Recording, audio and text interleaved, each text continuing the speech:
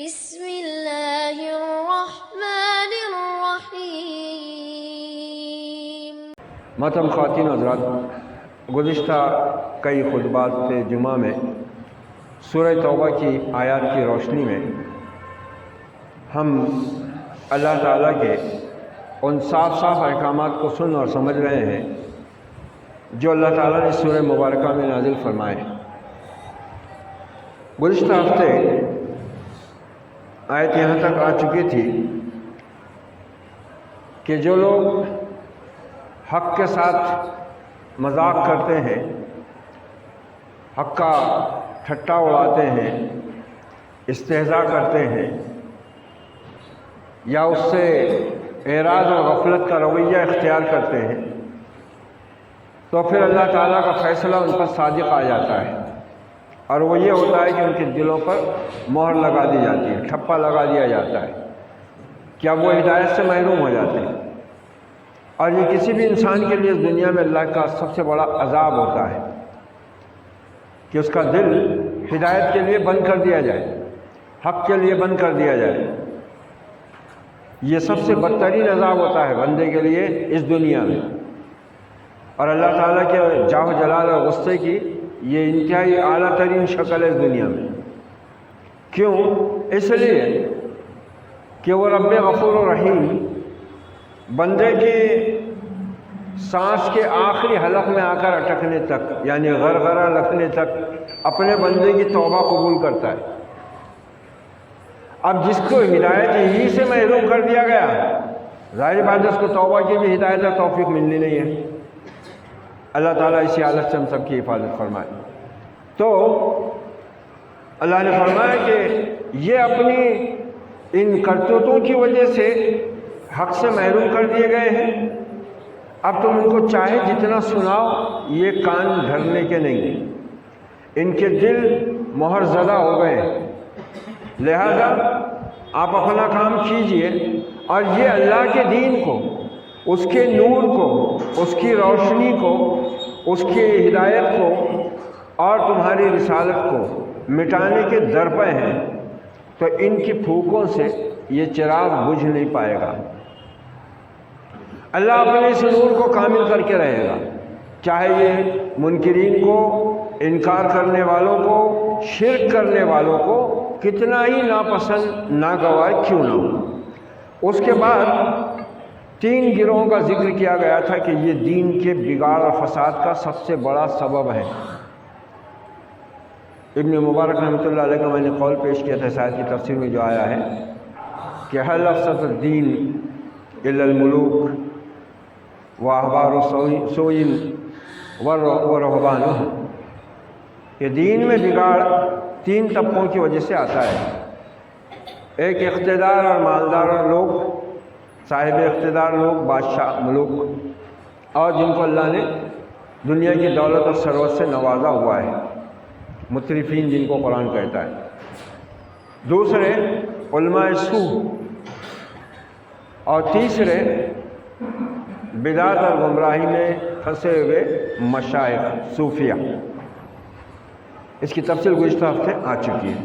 اس کے بعد جو آیت آئی اس میں یہ بتایا گیا کہ یہ وہ لوگ ہیں جن کو دنیا کے مال و اسباب نے اپنے پھندے میں پھانس لیا ہے، جن کو شیطان نے اس دنیا کے مال و زر کے اندر اچھی طرح سے جکڑ لیا ہے، اور اب یہ مال کی محبت اور اسباب دنیا کی چاہت ان کو اس طرح اپنے نرغے میں لے چکی ہے کہ یہ آخرت جو غیب میں ہے اس کی بات کو ماننا ہی نہیں چاہتے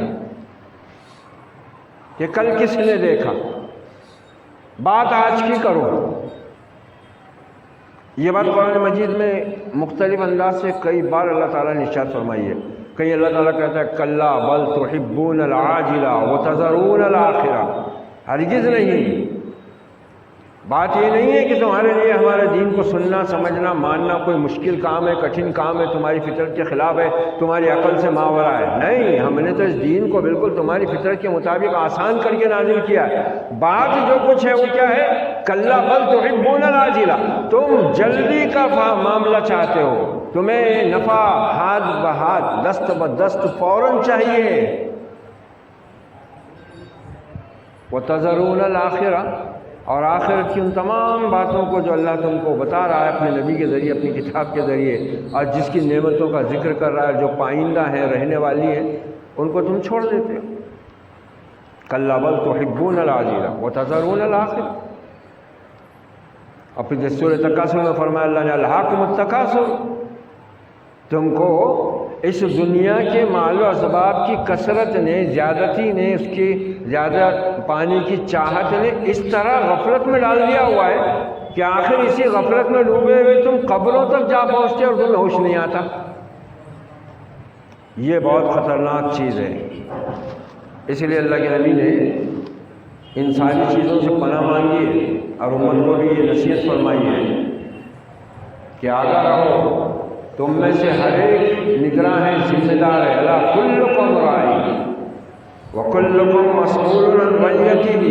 ایک مومن کے اوپر خود کی اپنی ذمہ داری نہیں ہے.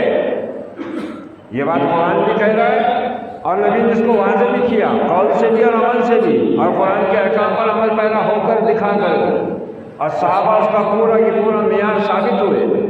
اسی لیے ان کے ایمان کو معیار اور کسوٹی قرار دے دیا اللہ تعالیٰ نے. تو یہ جو صورتحال ہے آج اس کا ہم شکار ہیں.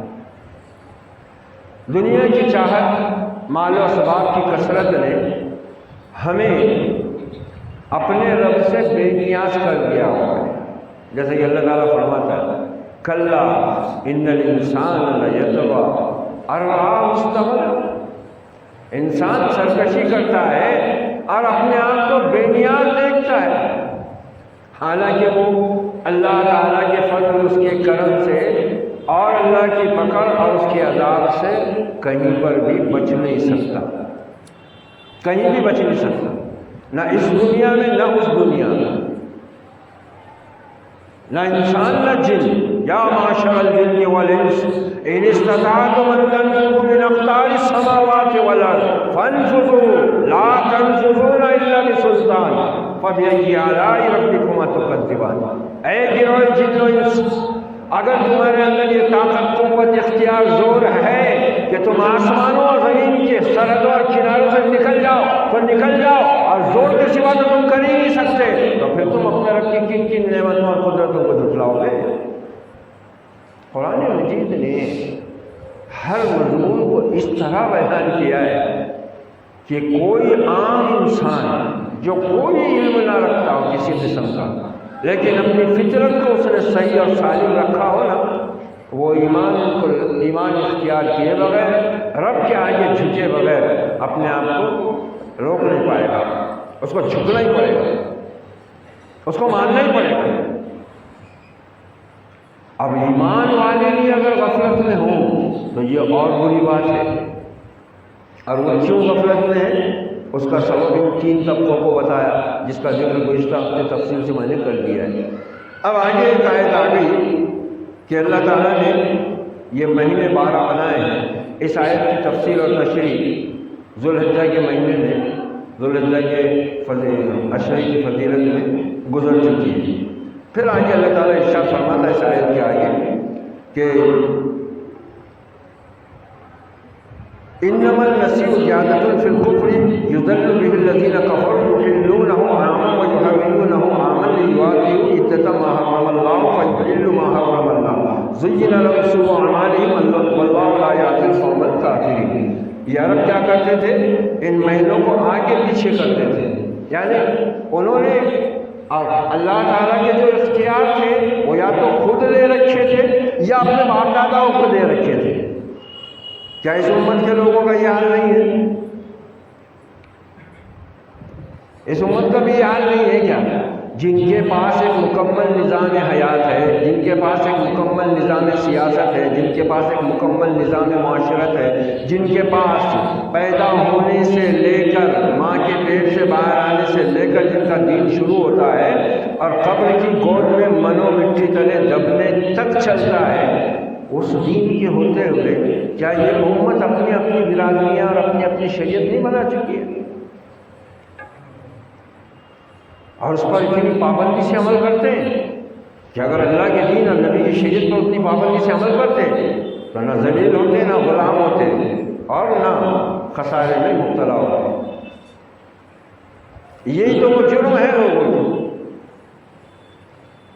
جرم یہی ہے لوگوں کا، جو اختیار، جو وصف، جو صفت، جو قوت، جو طاقت اللہ کے لیے مخصوص ہے، اس میں کسی بھی مخلوق کو کوئی کسی بھی درجے میں شریک کرے، مشرک ہے، مشرک ہے۔ اس نے اللہ کو چھوڑ کر اس طاغوت کی پیروی کی جس سے اس کو کفر کرنے کا حکم دیا گیا تھا۔ یریدون ان یتحاکموا الی الطاغوت وقد امروا ان یکفروا بہ۔ اے نبی تم دیکھتے ہی اہل کتاب کو، یہود و نصارہ کو، کہ یہ طاغوت سے فیصلہ چاہتے ہیں جبکہ ان کو اس سے کفر کا حکم دیا گیا ہے، اور یہ اس کو اپنا حاکم بناتے ہیں، اپنا منصف بناتے ہیں۔ مسلمانوں میں میراث کی تقسیم کون کرتا ہے؟ خاندان کے لوگ، جن کو سورہ فاتحہ بھی نہیں آتی، اور وہ میراث کے مسئلے تو اتنے خطرناک ہیں کہ اچھے اچھے عالموں کو بھی پسینہ آ جاتا ہے۔ وہ تو جو اس کا باقاعدہ کورس کیا ہوا رہتا ہے، رات دن اس میں رہتا ہے، اسی کا ہی کام چلتا ہے، اسی کا قلم صحیح چلتا ہے وہاں۔ عام عالم کا نہیں ہے، کوئی دخل نہیں رہتا زیادہ۔ اتنا خطرناک مسئلہ ہے، تقسیم کر دی ہوئی ہے، 1/8، 3/6، 4/9، 5/1، وہ ریاضی کیسے چکر ہے۔ وہ جو لوگ اس میدان کے کھلاڑی ہیں نا، ماہر، وہی اس کو صحیح طریقے سے انجام دیتے ہیں۔ عام عالم کے بھی بس کی بات نہیں ہے۔ اور یہاں تو خاندان کے بڑوں کو بلایا جاتا ہے، یا پھر محلے کے یا گاؤں کے بڑے کو بلایا جاتا ہے۔ بڑے کون ہیں ہمارے نزدیک؟ ہمارے نزدیک تو اب عزت، بڑائی سب دنیا کی اس میں معیار پر آ چکی ہے۔ یا تو پیسے والا بڑا ہے، یا سیاست کا غنڈہ بڑا ہے، یا برادری کا چودھری بڑا ہے۔ بڑا ان کو حاجی صاحب کو۔ تم نے اللہ کا اختیار اپنے ہاتھ میں لیا، تم نے طاغوت کی بندگی کا عملاً یہ اقرار کر لیا ہے، تم اسلام کے دائرے سے نکل چکے ہو اگر تم نے یہ راستہ اختیار کیا۔ فَمَن يَكْفُرْ بِالطَّاغُوتِ وَيُؤْمِن بِاللَّهِ۔ ہم کو اللہ کا سہارا کیوں نہیں؟ یہ آیت بول رہی ہے اللہ کا سہارا مضبوط ہے، مگر کس کو ملتا ہے؟ جو طاغوت سے کفر کرے اور پھر اللہ پر ایمان لائے، اس نے مضبوط سہارا تھام لیا۔ فَقَدِ اسْتَمْسَكَ بِالْعُرْوَةِ الْوُثْقَىٰ، اتنا مضبوط کہ ٹوٹنا ہی نہیں ہے۔ ہمارا تو تعلق اللہ سے ٹوٹ چکا، کیونکہ ہم نے تو زندگی کے کئی معاملات اور شعبوں میں اللہ اور اس کے رسول کے احکام کو پس کوئی ڈالا ہوا ہے، اور اس پر ہمیں فخر ہے۔ ایک تو ہوتا ہے گناہ، اور ایک ہوتی ہے غداری۔ ایک ہوتا ہے گناہ، ایک ہوتی ہے غداری۔ اور دنیا میں کبھی بھی کسی بھی انسان نے غداروں کو پسند نہیں کیا، تو خالق کے کائنات غداروں کو پسند کرے گا؟ ایمان کا دعویٰ اس کی ذات پر، اور زندگی بسر کرنے کا طریقہ اپنی خواہش کا، یا اپنی برادری کا، یا اپنے بنائے ہوئے ارباب کا جن کو رب بنا لیا گیا، یہ سب ایمان کی منافی چیزیں۔ اس صورت میں اللہ نے کوئی کسر نہیں چھوڑی ہے، ہر چیز کو اتنا کھول کھول کے اور دو ٹوک فیصلے سنائے اللہ نے۔ یہ کرو گے تو پھر فیصلے کا انتظار کرو، یہ چیزیں اگر محبوب ہیں تو پھر یاد رکھو کہ تمہارا انجام کیا ہوتا ہے۔ سب کو قیامت تک آنے والوں کو پورا خطرناک اللہ تعالیٰ کا یہ سائرن بج رہا ہے اس میں۔ ویسے تو اور بھی بہت سی آیات ہیں، لیکن یہ سورت اتنی خطرناک ہے کہ اللہ تعالیٰ نے اس میں سے بسم اللہ الرحمن الرحیم بھی ختم کر دیا کہ اے نبی اس سورت میں بسم اللہ بھی نہیں پڑھنا جس میں میری رحمانیت اور رحیم کا ذکر ہے، نہیں پڑھنا، خالی اعوذ باللہ پڑھو شیطانی مردود سے اللہ کی پناہ چاہو اور شروع ہو جاؤ۔ دیکھو ذرا معاملہ کتنا خطرناک ہے سورے کا۔ بسم اللہ نہیں ہے اس میں، نہ قرآن مجید کے کسی صحیفے میں لکھی ہوئی ہے، نہ پڑھی جاتی ہے۔ بس تعوذ پڑھو اور سورت شروع کرو۔ اب آگے اللہ تعالیٰ ارشاد فرماتا ہے یا ایھا الذین آمنوا ما لکم اذا قیل لکم انفروا فی سبیل اللہ اثاقلتم الی الارض، اے ایمان والو کیا ہوا ہے تمہیں جب تم سے کہا جاتا ہے کہ اللہ کے راستے میں جہاد کے لیے نکلو تو تم زمین سے چمٹ جاتے ہو،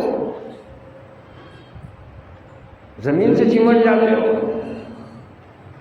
اور یہ امت صدیاں ہو رہی ہیں اس کو یہ راستہ چھوڑ کر، مسجدیں بن رہی ہیں، ہال بن رہے ہیں، آفس بن رہے ہیں، ایئر کنڈیشن سب ہو رہا ہے، یہ کام بند ہے۔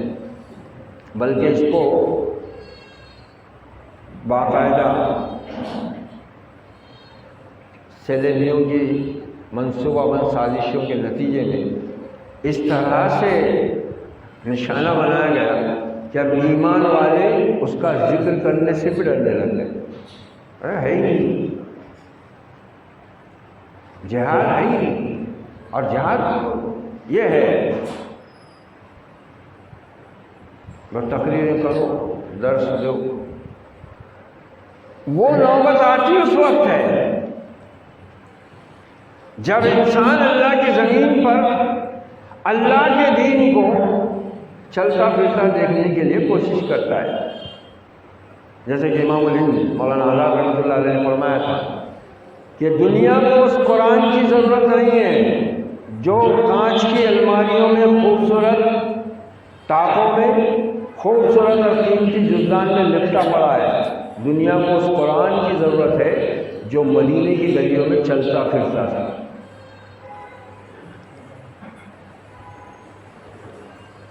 اور ہم نے اور اسی لیے اس امت میں وہ علماء ہی نہیں بلکہ وہ دینی جماعتیں موجود ہیں اور صدیوں سے ان کا کام چالو ہے۔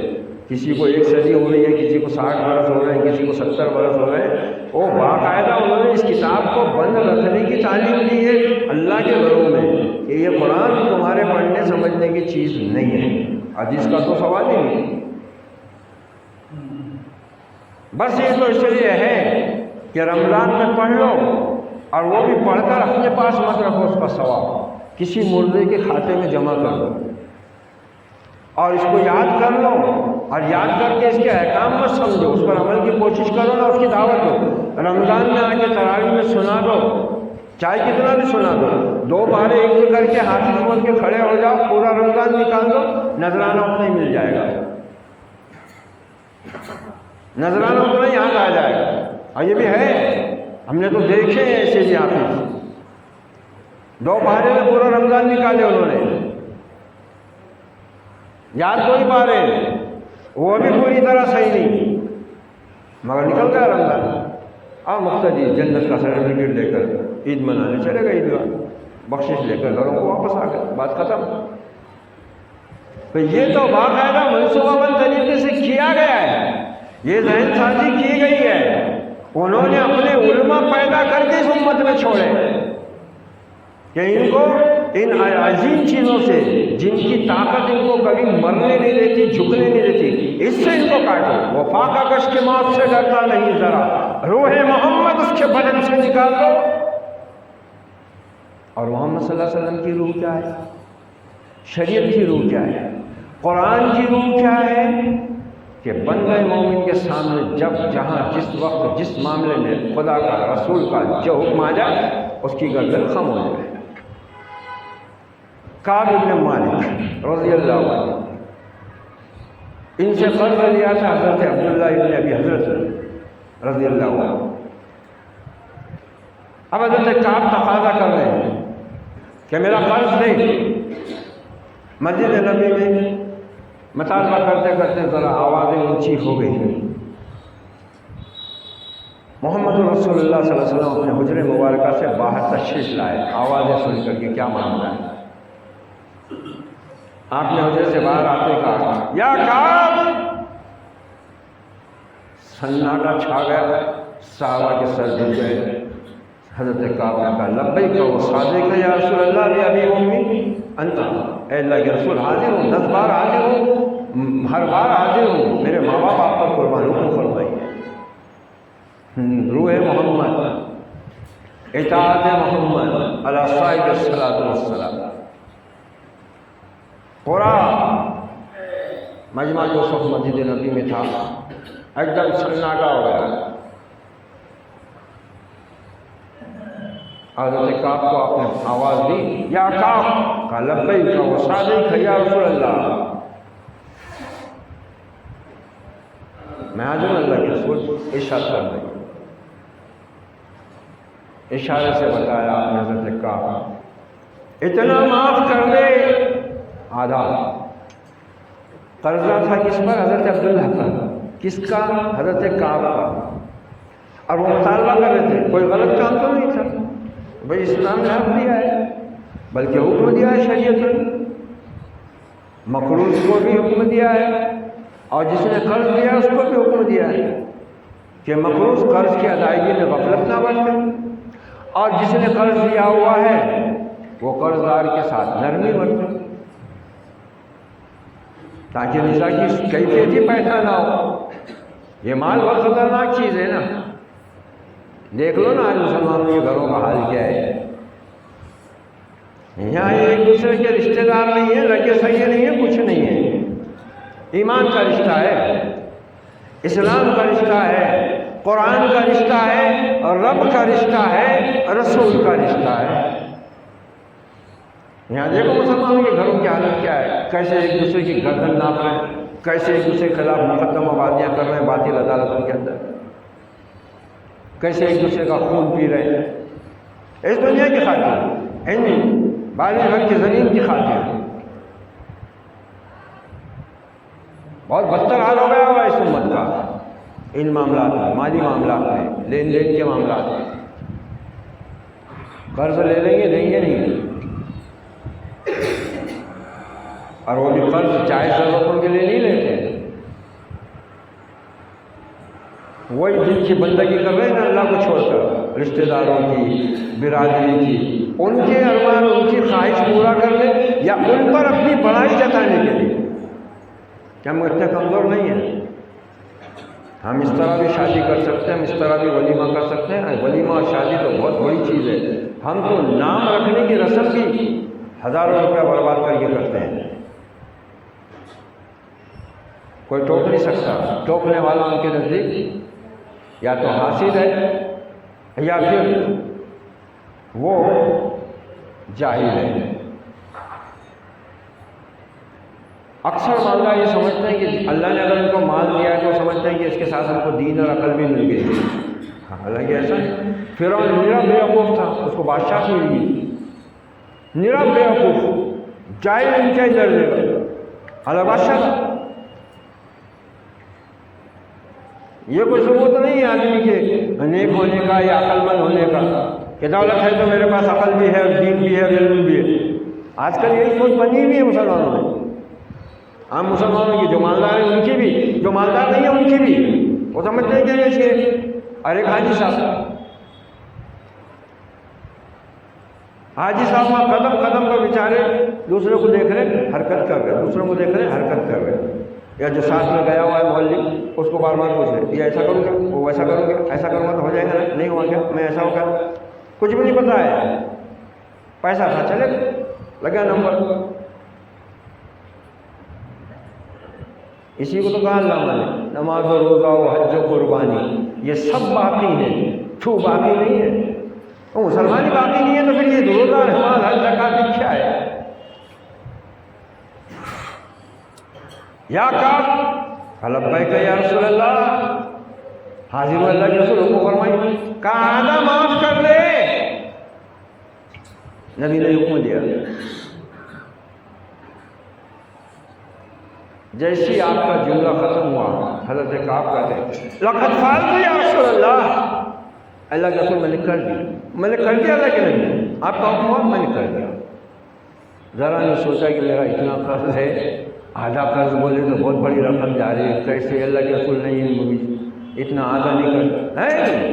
جیسی آپ کا جملہ ختم ہوتا ہے حضرت کعب فرماتے ہیں لقد فعلت یا رسول اللہ، میں نے کر دیا اللہ کے نبی، آپ کا حکم میں نے کر دیا. دنیا اس کا مال اسباب ان کی نگاہ میں ہے. امام شاہ زوری رحمۃ اللہ علیہ کے قول کے مطابق مینگنی سے زیادہ حیثیت نہیں رکھتی تھی صحابہ کی نگاہ میں یہ دنیا کی دولت ہے. بکری کی مینگنی سے زیادہ ان کے پاس قیمت نہیں تھی. ایران کے خزانے آ کر مسجد نبی کے سین میں ایسا ڈھیر پڑے تھے جیسا کچرے کا ڈھیر رہتا. کوئی نمازی ایسا آنکھ اٹھا کے دیکھنے کو بھی تیار نہیں، نماز پڑھتے تھے نکل جاتے تھے.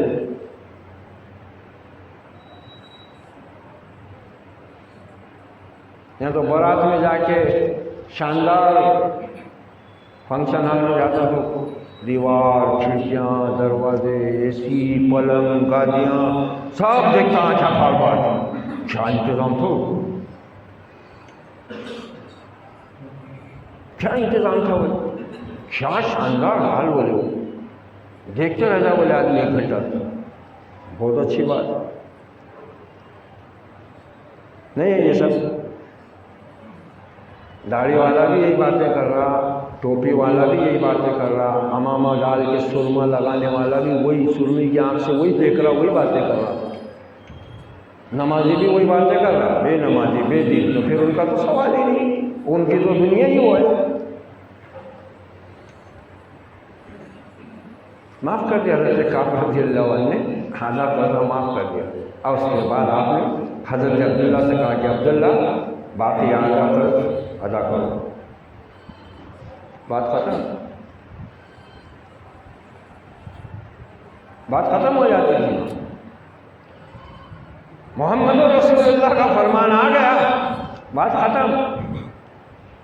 کتنا ہی بڑا مسئلہ ہو فوراً حل، وہ بھی دل کی پوری رضامندی اور رغبت کے ساتھ، کیونکہ ان کو قرآن نے کہہ دیا تھا فَلَا وَرَبِّكَ لَا يُؤْمِنُونَ حَتَّى يُحَكِّمُوكَ فِي مَا شَجَرَ بَيْنَهُمْ ثُمَّ لَا يَجِدُوا فِي أَنفُسِهِمْ حَرَجًا مِّمَّا قَضَيْتَ وَيُسَلِّمُوا تَسْلِيمًا. تو لسان اللہ نے ارشاد فرمایا، اے محمد صلی اللہ علیہ وسلم تمہارے پروردگار کی قسم. کیا انداز ہے اللہ کا، اپنے نبی کی قسم کھا رہا ہے، اپنے نبی کو بول رہا ہے تمہارے پروردگار کی قسم، کہیں نبی کی قسم کھا رہا ہے. فلا و ربک، نہیں اے نبی تیرے رب کی قسم ہے یہ مومن نہیں ہوں گے اگر تیرے فیصلے کو برضا و رغبت بصر و چشم پورے اطاعت جذبہ وفاداری کے ساتھ قبول نہ کر لیں. اگر یہ دل میں تنگی بھی محسوس کریں گے نا تیرے فیصلے کے خلاف، یہ ایمان سے ان کی کوئی کیفیت باقی نہیں رہے گی، یہ ایمان سے ان کا تعلق باقی نہیں رہے گا. فلا وربک لا یؤمنون. اور یہی بات آپ نے ارشاد فرما دی.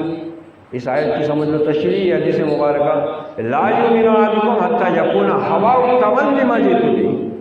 تم میں سے کوئی اس وقت تک مومن کامل ہو ہی نہیں سکتا جب تک کہ اپنے خواہشات اور ارادوں کو بھی اس شریعت کے تابع نہ کر دے جو میں لے کر آیا.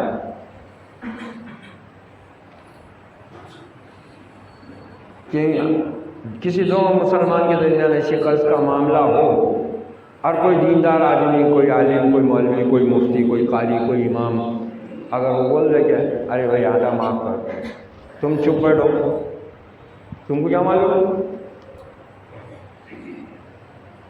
آدھا کیسا معاف کر دوں، اس کے باپ کا مال ہے، میرے حرام کی کمائی ہے کیا؟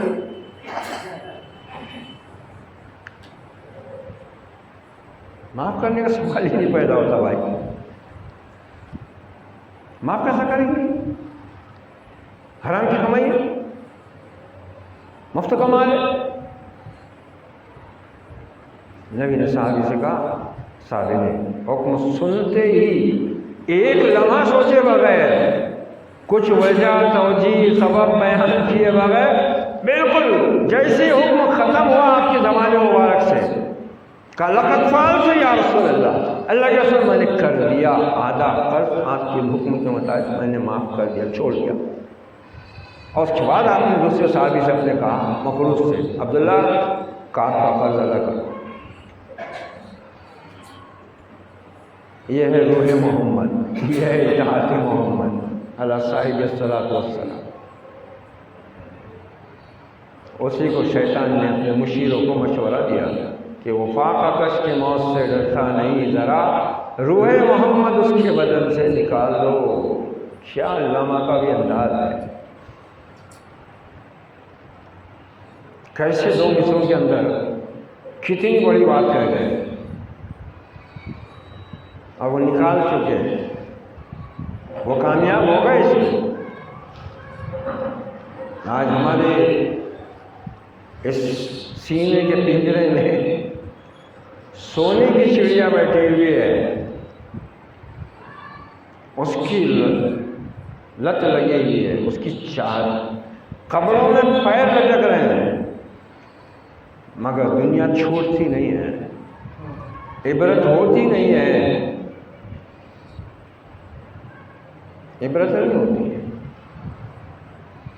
ان کی حالت یہ تھی کہ جب ان کو جہاد کی طرف بلایا جاتا اپنی جان اپنی مال کے ساتھ فوراً حاضر ہو جاتے.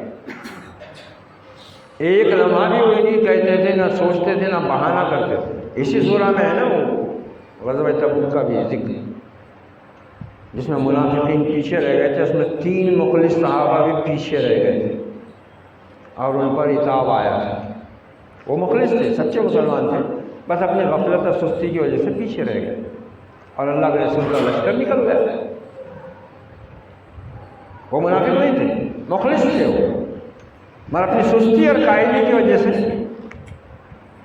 پیچھے رہ گئے. اور جب اللہ کے رسول پلٹ کر آئے، بہت خطرناک سزا اللہ کی طرف سے ان کے لیے مقرر کی گئی. وہ تو آگے کی آیت میں آئے گا انشاءاللہ ان کا پورا ذکر کہ وہ تینوں کون تھے. بہرحال یہاں یہ آیت کہہ رہی ہے مومنوں تم کو کیا ہوا جب تم سے کہا جاتا ہے کہ اللہ کے راستے میں نکلو، اور یہ اب اللہ کے راستے میں نکلنا کیا ہوگا یہ آپ کو معلوم. ایسا نکلے کہ عقل سے ہی نکل گئے، دین سے ہی نکل گئے. نکلو، کب نکلو، کیوں نکلو، کہاں نکلو، کیسے نکلو، یہ رب بتائے گا، یہ رسول بتائے گا، یہ اسلاف بتائیں گے، ہمارے ائمہ بتائیں گے، ہمارے مفسرین محدثین بتائیں گے نا اس کی تشریحات کہ نکلنا ہے. بس یہاں وہ نکلنا نہیں ہے، اللہ کے راستے. اور رضیتم بالحیات الدنیا من الآخرہ، کیا تم آخرت کے مقابلے میں دنیا سے راضی ہو گئے، دنیا کو تم نے پسند کر لیا. دیکھو کیا بات کہہ رہا اللہ تعالیٰ ہے.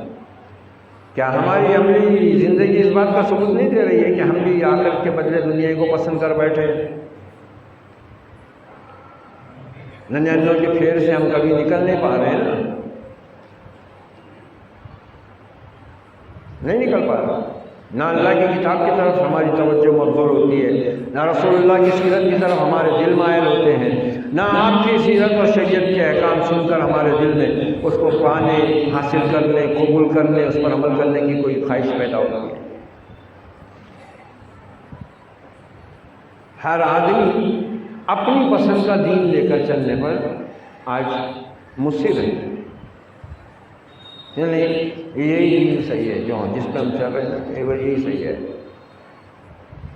اللہ کیا چاہتا ہے، نبی کی شریعت اور سیرت کا مطالبہ اور تقاضا کیا ہے، اس سے کوئی واسطہ نہیں.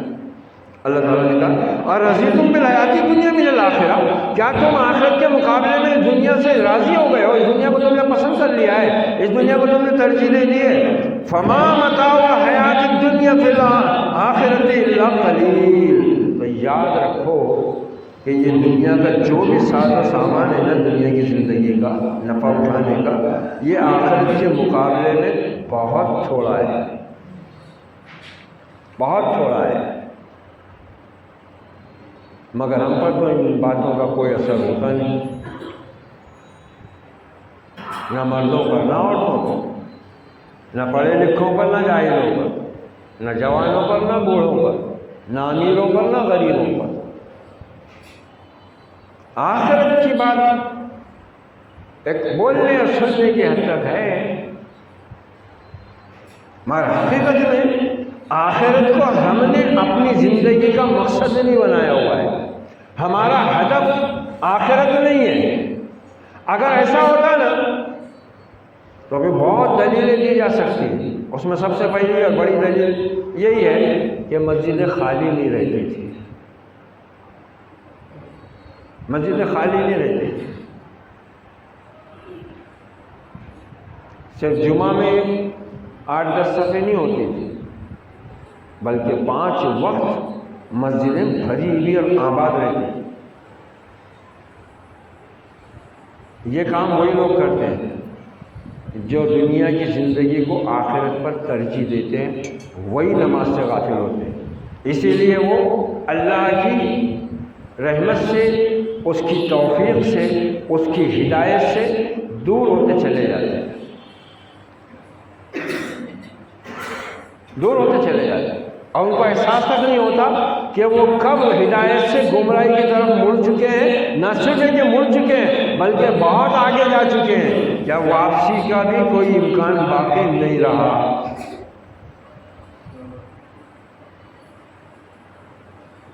اور نماز کے چھوڑنے کو کوئی بہت بڑا گناہ نہیں سمجھتے، نہ نمازی سمجھتے نہ بے نمازی، بے نمازی تو بے نمازی، نمازی بھی نہیں سمجھتے۔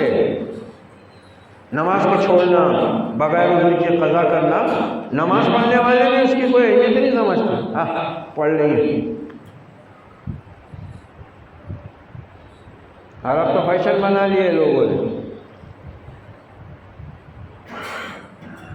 دکانوں میں بیٹھ جاتے، گپے مارتے رہتے، یا پھر دجال ہاتھ میں ہے اس پر مگن رہتے، ارے جماعت کا آپ 4 بجے کے بعد میں جماعت کر رہی ہیں،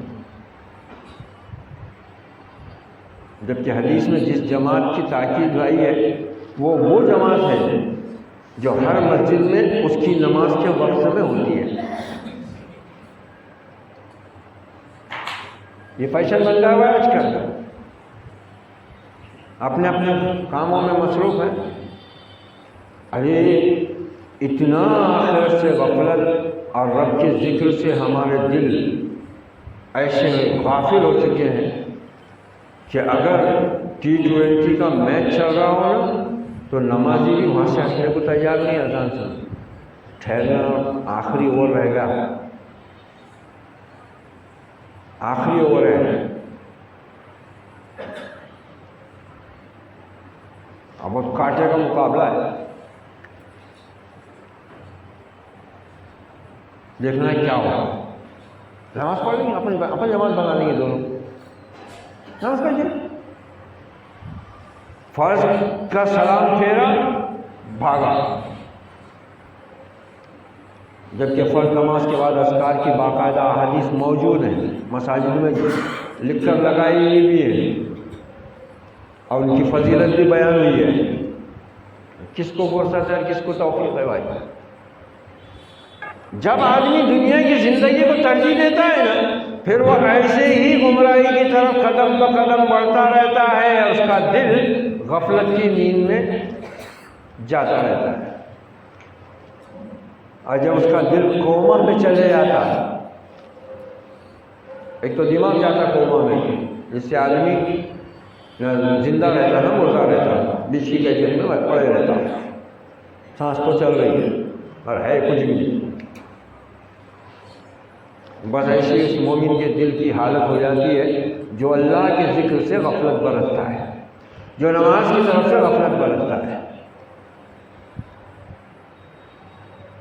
وہی دنیا کی زندگی کو ترجیح دیتے۔ اللہ تعالیٰ نے کہا ایمان والوں، یہ دنیا اور اپنے تمام نعمتوں اور ساز و سامان کے ساتھ آخرت کے مقابلے میں کچھ نہیں ہے الا قلیل، بہت تھوڑا سا۔ صحابہ کرام یہ حقیقت اچھی طرح اپنے ذہنوں میں بٹھا چکے تھے، اسی لیے ان کے قدم کہیں بھی ڈگمگائے نہیں۔ غلطیاں ان سے جو ہوئی لا علمی کی وجہ سے ہوئی ہیں، کیونکہ دین نازل ہو رہا تھا نا، دین نازل کہاں ہوا تھا؟ لوگ ان کو بھی غلطیاں بتا رہے، جو ان سے غلطیاں ہوئی نا، ارے وہ غلطی نہیں ہے نادان، اور تو ان کی غلطی بیان کر رہا، تو کون سا دودھ کا دھلا ہے؟ تو نبی ہے کیا؟ معصوم عن الخطا ہے تو بےہودے ساری زندگی غلالت میں پڑا ہوا دلیل دیتے ہیں دیکھو اللہ نے بھی صحابہ کی غلطیاں قرآن میں بیان کی، ہوا رہے ہو تو کیا تو اللہ نے کے مقام پہ تو آ گیا؟ صحابہ کی غلطیاں نہیں بیان کی اللہ تعالیٰ نے، ان کی تربیت کی ہے، وہ دین نازل ہو رہا تھا، ابھی پورا دین مکمل کر ہوا تھا،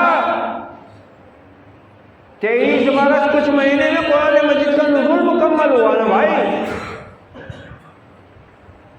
تو پھر ان سے غلطیاں تو ہونی ہی تھی، مگر اللہ نے تم کو کہا کہ میں نے معاف کر دیا تم کو۔ کچھ بشری کمزوری جیسے جو غلطیاں ان کی ہوئی اس پر بھی اعلان ہو گیا کہ اب آئندہ یار مت کر دو، میں نے معاف کیا تم۔ اب وہ تو سود بھی کھاتے تھے جب اسلام نازل نہیں ہوا تھا، شراب بھی پیتے تھے، جوا بھی کھیلتے تھے، تو یہ سب کیا پکڑ لیں گے گناہ؟ رب نے معاف کر دیا، نبی نے معاف کر دیا، یہ معاف کرنے کو تیار نہیں۔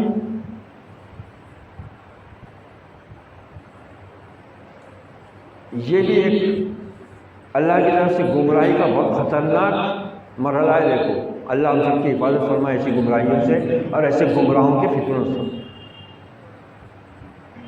یہاں اللہ تعالیٰ جن مومنین سے خطاب کر رہا ہے قرآن میں وہ سب صحابہ ہیں، کیونکہ سب سے پہلے مومن وہی ہے، قرآن کے سب سے پہلے مسلم وہی ہے، محمد رسول اللہ صلی اللہ علیہ وسلم کے ان کے فرمان ہے، اور انہوں نے ثبوت دیا ہے، ثبوت دیا انہوں نے کہ وہ اللہ اس کے رسول پر ایمان لائے، اور انہوں نے ان کی غلامی کا قلادہ اپنی گردن میں ڈالا ہے، تو وہ مکمل طور سے انہی کے غلام ہیں، کسی اور کے بالکل نہیں، کسی حال میں نہیں، کہیں پر بھی نہیں۔ إِلَّا تَنْفِرُوا يُعَذِّبْكُمْ عَذَابًا عَلِيمًا وَيَسْتَبْدِلْ قَوْمًا غَيْرَكُمْ وَلَا تَضُرُّوهُ شَيْئًا وَاللَّهُ عَلَى كُلِّ شَيْءٍ قَدِيرٌ۔ خطرناک اعلان ہے یہ، اور یہ کئی جگہوں پر مختلف الفاظ کے تبدیلی کے ساتھ آیا ہے۔ دیکھو کیا کر اللہ تعالیٰ، اگر تم نہ نکلو گے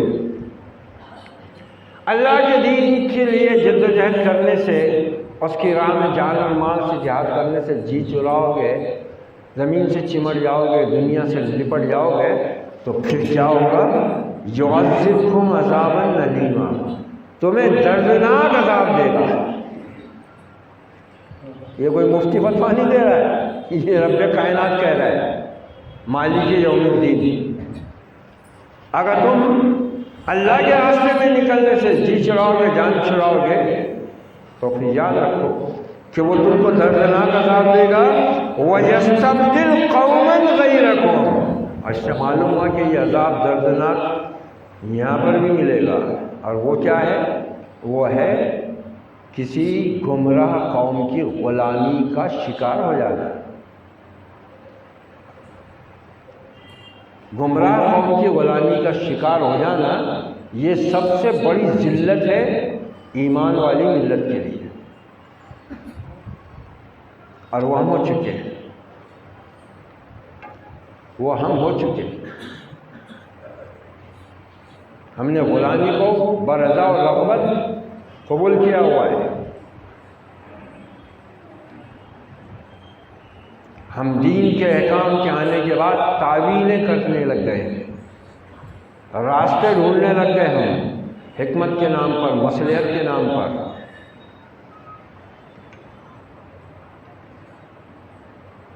صحابہ کا یہ طرز عمل نہیں تھا،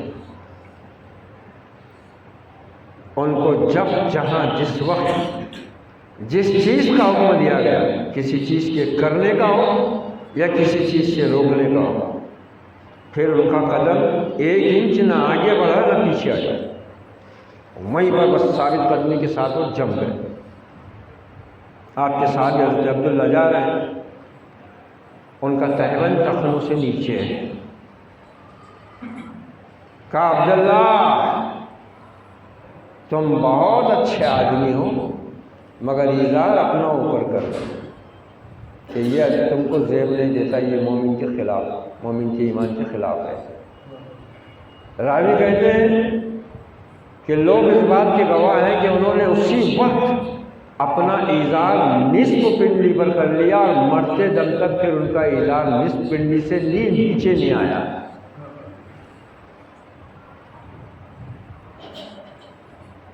یہاں تو بولو تو ہاں وہ ہے، مگر کیسا ہے کہ ہم کو ذرا غیروں میں رہنا پڑتا نا،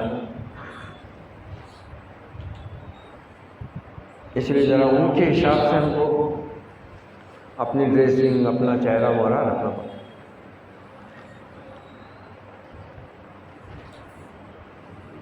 نہیں تو بہت غلط نظروں سے دیکھتے ہو، یہ عجیب دلیل ہے، عجیب دلیل ہے۔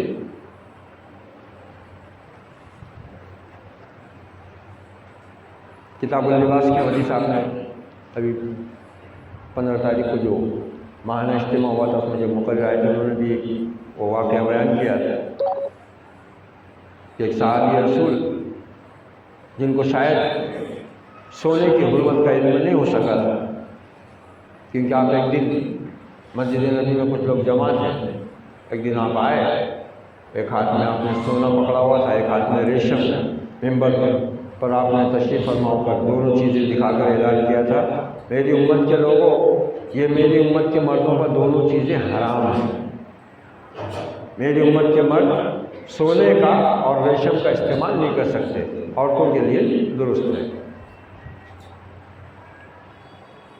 اب وہ بات جو موجود ہوتے ہیں صحابہ، وہ جانا جاتے جن سے ملتے ہیں وہ پہنچا دیتے، ہو سکتا ہے کہ ہم صحابی کے علم میں نہ آئی ہو وہ بات، وہ حکم، وہ پہنے ہوئے تھے سونے کی انگوٹھی، ہمارے بہت سے دولہے بھی پہن لیتے، نہیں وہ دیے تو پیچھے سا پہن لیا، بولے تو گھر کو جا کے اتار لیتا ہوں۔ آپ صلی اللہ علیہ وسلم نے اپنے صحابی کے ہاتھ میں سونا دے کر کہا کہ تم لوگ دنیا میں جہنم کا انگارہ ہاتھ میں لے کر چلتے ہو، اور آپ نے خود ان کے ہاتھ سے وہ انگوٹھی نکال کر ایسے پھینک دی جھٹکے سے۔ سونے کی انگوٹھیاں، رولڈ اینڈ گولڈ کی نہیں، نقلی سونے کی خالص سونے کی، آپ نے خود اتار کر پھینک دیا اس کو، اور آپ آگے چلے گئے۔ وہاں جو لوگ موجود تھے انہوں نے کہا اٹھا لے اپنی انگوٹھی، گھر میں کوئی اپنی بیوی، ماں، بہن، بیٹی کو دے دے یا بیچ کے کام چلا دے۔ کہا رب کعبہ کی قسم ہے، جس چیز کو اللہ کا نبی نفرت اور کراہیت سے پھینکتے اس کو تو ہاتھ لگانا بھی گوارا نہیں۔ یہ وہ لوگ تھے۔ اب دھمکی کیسی خطرناک مل رہی ہے، اگر تم اللہ کے راستے میں جدوجہد سے، جہاد سے، جان و مال کی جہاد سے جی چڑاؤ گے تو اللہ تم کو دردناک عذاب دے گا، اور یستبدل قوما غیرکم، تمہاری جگہ وہ دوسرے لوگوں کو اٹھا دے گا۔ اور یہی ہو رہا ہے، یہی ہونے والا ہے، بس انتظار کرو۔ جو آج اسلام کے دشمن نظر آ رہے ہیں نا، بدترین دشمن، اور کام شروع ہو چکا ہے، بدترین دشمنوں نے ایمان لانا شروع کیا ہوا ہے۔ ابھی فرانس کی ایک ماڈل اسلام قبول کر چکی ہے، بابانگ دول، بین الاقوامی سطح پر اشتہار کے ساتھ، تہلکہ مچا ہوا یورپ میں،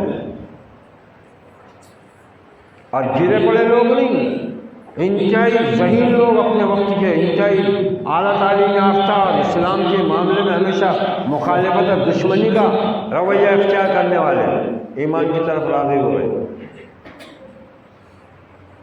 تو کہیں ایسا نہ ہو کہ کل یہی لوگ جو آج ہم کو اسلام دشمنی میں ٹارگٹ کیے ہوئے ہیں، کل سچے مسلمان کی حیثیت سے اللہ ان کو اٹھا دے اور پھر یہ ہم کو ہمارے گھروں سے نکال کر مار ڈالے کہ تم تو ظالم ہو، نہ دین کے نہ دنیا کے، نہ خود حق پر چلے نہ ہم کو حق کی طرف آنے دیا تم کو جینے کا حق نہیں۔ دردناک عذاب۔ یہود کے ساتھ خاص طور سے کیا ہوا، یہی معاملہ ہوا، اللہ نے صحابہ اکرام کے ذریعے ان کو اسی دردناک عذاب کا مزہ چکھایا۔ یہ تاریخ ہمارے سامنے ہے پوری۔